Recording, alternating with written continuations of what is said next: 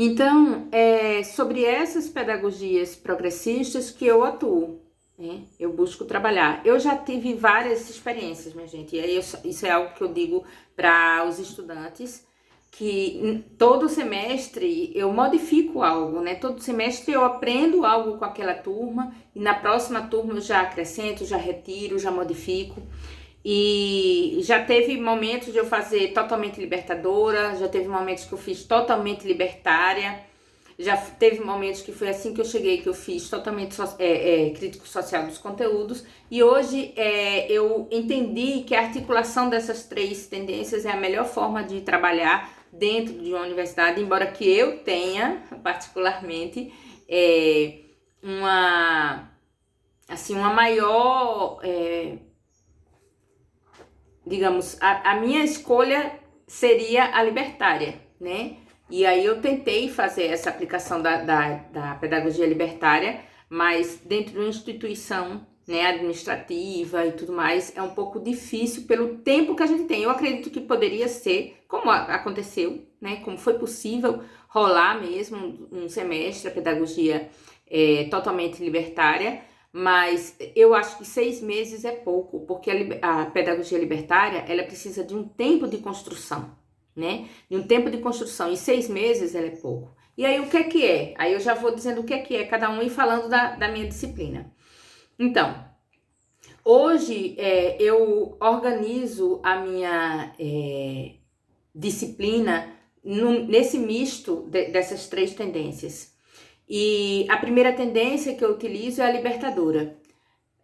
Por que a primeira tendência é a libertadora que eu utilizo? Porque a libertadora é essa tendência pedagógica baseada no pensamento de Paulo Freire, né, na crítica à pedagogia tradicional, bancária, e na ideia de que nós estamos juntos num processo educativo. Então, as pessoas que chegam na disciplina, elas não chegam zeradas, elas não chegam sem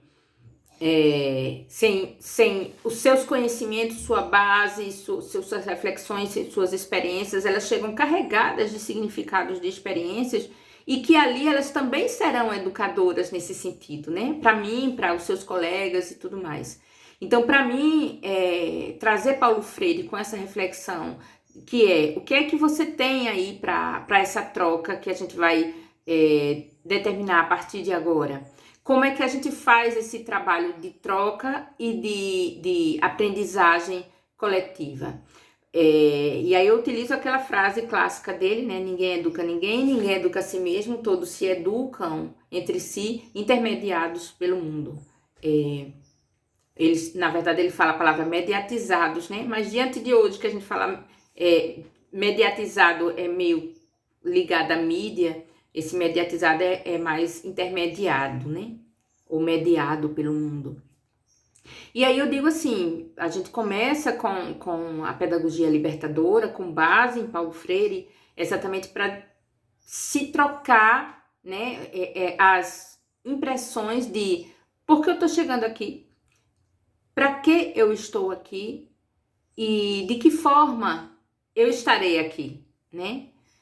E o que eu quero fazer a partir disto? Então, essas reflexões a gente vai trazendo em grupos de trabalho, e aí, dependendo da disciplina, esses grupos de trabalho vão se basear em temáticas. Então, em Fundamentos da Educação, eu trago as temáticas das questões sociais, por exemplo. Então, eu trago as temáticas relacionadas a racismo, a problema às desigualdades de gênero, ao capacitismo, as questões de classe, a homofobia. Então, eu pego essas temáticas, trabalho em grupos, para nesses grupos as pessoas dialogarem sobre as suas realidades em relação àquela temática, e como essa realidade em relação a essa temática transita em sala de aula, transita na educação, transita nas aprendizagens escolares. Então, é um período que eu utilizo muito dos recursos da educação popular, que é o trabalho em grupo e a produção de alguma coisa fruto desse trabalho em grupo. Então, a cada debate, produzir um cartaz, produzir um texto, produzir uma poesia, Então, eu gosto muito e necessito da arte para isso, né? Então, a gente trabalha muito, tanto que teve uma estudante que disse que parece que minhas aulas pareciam ser aula de arte. Porque eu sempre peço para fazer algo, desenhar algo, pintar algo, fazer. Eu acho que isso é fundamental para a experiência humana, a arte, né? Então, a primeira é o que eu chamo de segunda estação, que é a pedagogia libertária, porque a primeira é a apresentação. A gente está na primeira estação, eu divido em 4 estações, certo? Então, a primeira é a apresentação, que a gente se conhece, que a gente trabalha projeto de vida, que a gente troca isso, né, de quem nós somos, a gente constrói um contrato de convivência. E aí a gente nessa primeira etapa é bem isso de preparatório, né? De apresentação, de socialização, comunicação e contrato de convivência. E aí a partir na segunda estação que eu chamo, aí eu aplico, a gente trabalha a pedagogia libertadora, que é para refletir sobre os processos de opressão na sociedade. Então, em Fundamentos da Educação, eu trago esses processos do oprimido, o olhar do oprimido e da oprimida no ambiente escolar e na relação com a educação escolar, né? Em étnico-racial, educação das relações étnico-raciais, eu trago as reflexões sobre o processo da opressão, os processos de opressão, o lugar e o olhar do oprimido, a partir do ponto de vista das relações étnico-raciais, trazendo a questão negra, a questão indígena. Nesse semestre eu estou querendo trazer também a questão cigana. E com isso a gente poder trabalhar nessa perspectiva da pedagogia do oprimido e a pedagogia libertadora, transformadora que Paulo Freire propõe, né? E é aí que eu discordo quando o Libânio diz que a gente não pode trabalhar, que não é possível trabalhar a pedagogia libertadora em ambiente escolar, que ela é própria dos projetos sociais, por exemplo, da educação social, e eu discordo plenamente. A gente pode, deve e faz, né? Então, a gente, apesar de que o sistema Paulo Freire, que ele não gostava de chamar de método, o sistema Paulo Freire, ele é um sistema voltado à educação de adultos no letramento, na discussão crítica da leitura, mas o pensamento paulo-freiriano da pedagogia libertadora, ela não é apenas sobre o sistema de alfabetização, né? É sobre a pedagogia do oprimido, a pedagogia da autonomia deste oprimido, que utiliza o processo educativo entre nós, intermediado pelo mundo, como uma forma de libertação, certo? Então, é isso, nesse ponto de vista que a gente trabalha a segunda estação, trazendo as dimensões do olhar, da experiência e das ações do oprimido e da oprimida, utilizando a educação como recurso de libertação. E praticamente, aí vocês vão perguntar assim, mas como é que isso se dá na prática? Exatamente, por trabalhos em grupo. Nesses trabalhos em grupo a gente traz temas, nesses temas a gente debate, lê e produz algo. E nessa produção, eu gosto de produção visual, de cartazes, coloca na sala, você pode utilizar recursos como literatura de cordel, qualquer outra coisa que seja característico, por exemplo, daquele grupo que você vai atuar, certo? Terceira estação, eu utilizo a pedagogia da crítico social dos conteúdos. É uma estação mais conceitual, porque as pessoas sentem falta disso na universidade. Teve um período que eu tirei essa parte, eu tenho minhas críticas à crítica social dos conteúdos, porque eu acho que no final das contas acaba sendo muito semelhante à pedagogia tradicional, com a diferença que a pedagogia tradicional ela é não crítica, a pedagogia crítico-social dos conteúdos ela utiliza os mesmos recursos, digamos, de relação, né? Só que com a visão crítica e possibilitando a visão crítica do estudante. E aí, por isso que eu retirei um pouco da minha prática, mas os estudantes, a estudantada sentiu falta, precisou disso, pediu isso e queria algo realmente mais, digamos, tradicional do ponto de vista acadêmico, que é a questão conceitual, o exercício de definições, o exercício de quadro, o exercício de texto, né?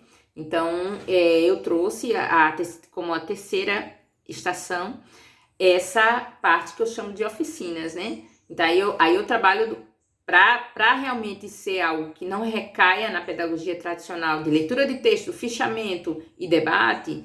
Eu trabalho com oficinas, que é a visão de oficinas é o quê? A gente trabalhar os conceitos, mas a partir desses conceitos a gente produzir algo. Eu tenho muito essa necessidade da gente produzir algo, porque para mim essa ideia de a gente trabalhar, estudar, ler, debater e produzir é o que a gente pode chegar mais perto de uma praxis na educação, né? De não fazer essa distinção pensamento-trabalho. A gente realmente buscar essa agregação do pensar, debater e produzir algo, e trabalhar algo. Então, eu acho importante essa coisa da produção ser uma coisa que seja constante, que seja acompanhando, que seja algo que a gente permaneça no próprio processo da educação, pensando e produzindo, pensando e agindo, pensando e fazendo, pensando e se movendo também. Então, eu trabalho com oficinas, e aí eu trabalho os conceitos. Qual é o conceito que a gente vai trabalhar aqui? Tal conceito, tal conceito, tal conceito. Aí você vai ver aí na sua área, né? No meu caso, em Fundamentos da Educação, eu trabalho com o conceito educação e conceito teorias educacionais. Aí eu vou trabalhar com conceitos pedagógicos, com conceitos de tendências, etc. E a partir disso eu faço trabalhos, produto, né, que sejam uma vivência física, uma vivência produtiva daquilo que foi discutido. Então, o que é que eu faço muito nessa estação? Eu trabalho com construção de poesias, com júri popular, né? Um júri simulado, né? Na verdade, com júri simulado. Às vezes eu trabalho com pesquisa de campo, eu peço para as pessoas saírem pesquisando na universidade, ou seja, eu boto alguma coisa dependendo também do estilo, né?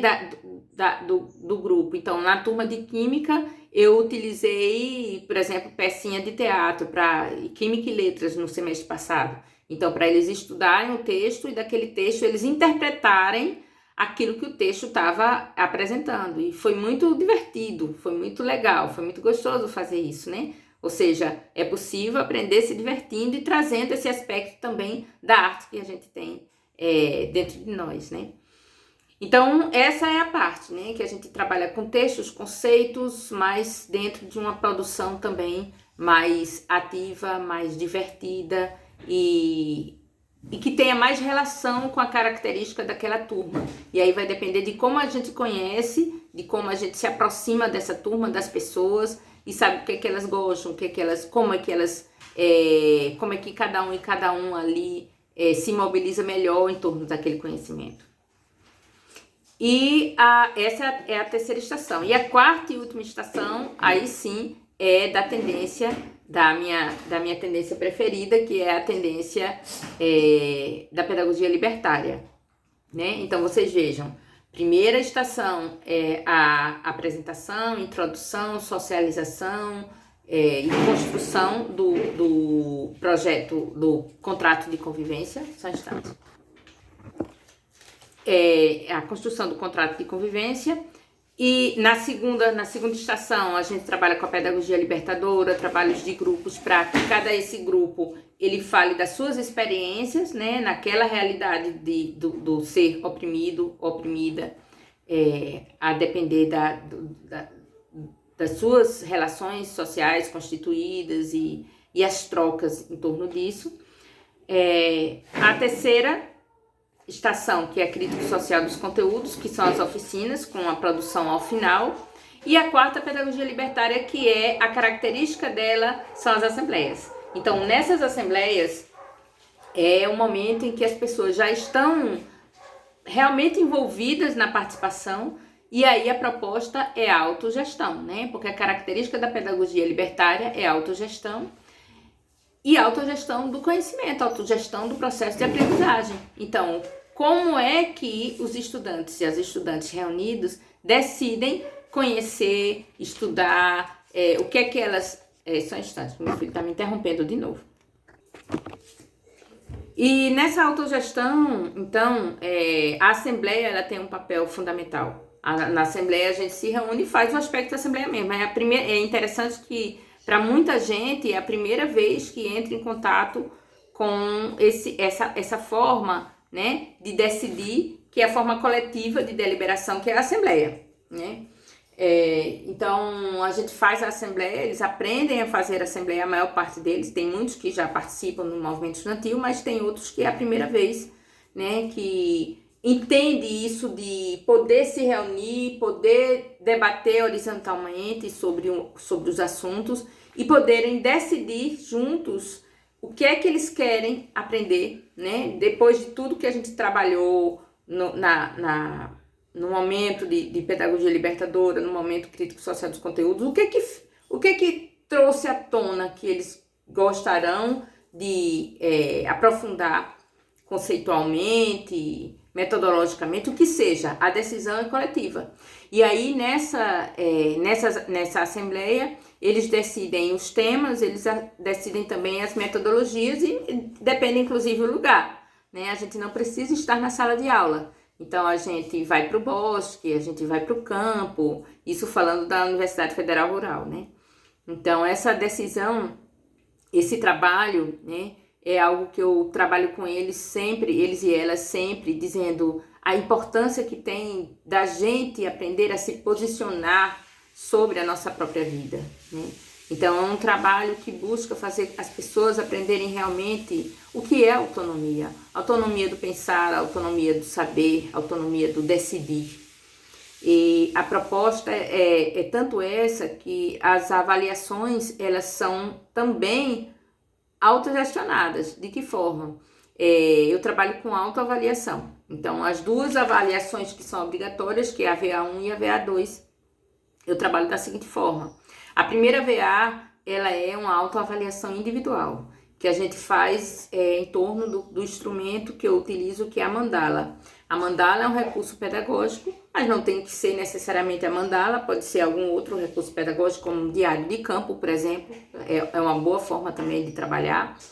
E a mandala é um diário de campo, só que ao invés de ser um caderninho, um livrinho, é um desenho em forma mandala, que eu peço que eles passem durante todo o período construindo essa mandala, desenhando essa mandala, fazendo colagens. A ideia é fazer com que a mandala ela seja um recurso de registro de todas as experiências, conceitos, estudos, debates, o que seja nessa mandala, né? Então, esse registro é um registro que pode ser feito de outras formas, como eu disse, né? Quem não queira trabalhar com o recurso da mandala. Então, tem pessoas que têm uma certa resistência a esse recurso mandala, por ser, digamos, algo muito lúdico, né? Então, tem pessoas que querem fazer do seu espaço na universidade algo mais formal e tá tudo certo também. E aí, trabalha com mapa mental, por exemplo. Então, teve pessoas que, professora, eu não quero fazer mandala, eu quero fazer um mapa mental. Então, faça um mapa mental, né? E aí, pode ser outras coisas, como eu disse para vocês, pode ser um diário de campo, por exemplo. E aí, durante todo o período, no final, esse trabalho final, esse diário de campo ou essa mandala ser apresentado com a pessoa fazendo uma autoavaliação de como é que foi aquele semestre para ela, de como foi aquela disciplina para ela, de como ela se dedicou, de como ela se envolveu, do que ela apreendeu, né, de como ela fez essa troca, e aí ela mesma ministrar essa nota para ela mesma. Aí as pessoas perguntam assim, mas e aí, as pessoas só vão dar 10? Não dão 10, porque nesse trabalho constante, quando chega nesse momento, as pessoas, elas realmente botam muito a mão na consciência. Claro, teve pessoas que foram cara de pau e não participaram, não fizeram nada e se deram 10. Mas é aquela coisa, a essas pessoas é o mesmo risco que a gente tem de pessoas que só decoram e só colocam na prova aquilo que decoram e de fato não aprenderam nada. E aí? né? Então, eu não tenho medo disso, né? O que eu quero é realmente investir na possibilidade das pessoas aprenderem novos recursos de consciência política e de consciência também pessoal. E a autoavaliação é um recurso possível, é um recurso bacana para essa autoconsciência. E essa avaliação ela vai ser entregue no final, né? Então, ela é entregue junto da segunda avaliação, que aí é uma autoavaliação coletiva.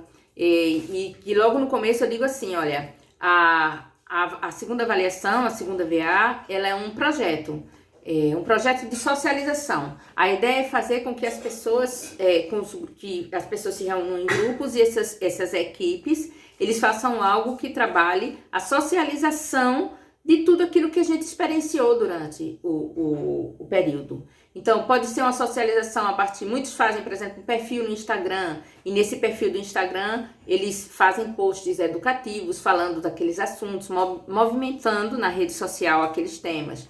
Tem quem faz mini documentário, tem quem faz poesia, tem quem faz... Teve um grupo que fez uma série fotográfica. Então, isso vai depender do que cada grupo visualizar como uma boa forma de socialização, né?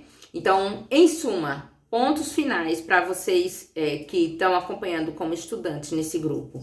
Nossa disciplina, ela é uma disciplina que ela transita entre 3 tendências pedagógicas. E aí, toda disciplina eu divido em 4 estações. Nessas 4 estações, eu aplico a primeira estação, um momento de apresentação, de socialização, de troca e de construção do contrato de convivência, que é a primeira fase, a primeira estação, que é o momento da gente se entender, se conhecer e compreender como é que vão ser os nossos processos juntos de aprendizagem. A segunda estação, a gente começa a trabalhar pela pedagogia libertadora, com base em Paulo Freire, aí eu sugiro a leitura de Pedagogia da Autonomia, capítulo 1, e Pedagogia do Oprimido, capítulo 2, né, que aí é o conceito de não há docência sem discência, e o conceito de educação bancária versus educação transformadora, de Paulo Freire. E nessa estação, a segunda estação, a gente vai trabalhar com grupos de trabalho, debates sobre as nossas experiências em torno de questões presentes e pertinentes às relações de poder, aos processos de opressão que nós, efetivamente, todos nós ali estamos vivendo dentro da temática que a gente está trabalhando, certo? A terceira estação, a gente trabalha com a pedagogia crítico-social dos conteúdos, é a que eu chamo de oficina de conceitos e definições, e aí a gente trabalha textos, a gente trabalha mais marcos teóricos, e dentro desses marcos teóricos a gente trabalha alguma produção fruto dos debates e leituras desses marcos teóricos, desses textos, desses autores e autoras que eu considero fundamentais de conhecimento para aquele determinado tema. E o quarto e último é a estação da pedagogia libertária, em que a gente começa com a assembleia, e nessa assembleia o grupo de estudantes, comigo, fazendo intermediação, claro, a gente vai decidir quais são os temas que a gente vai trabalhar ainda, estudar juntos, e como é que a gente vai estudá-los. A própria metodologia vai ser avaliada.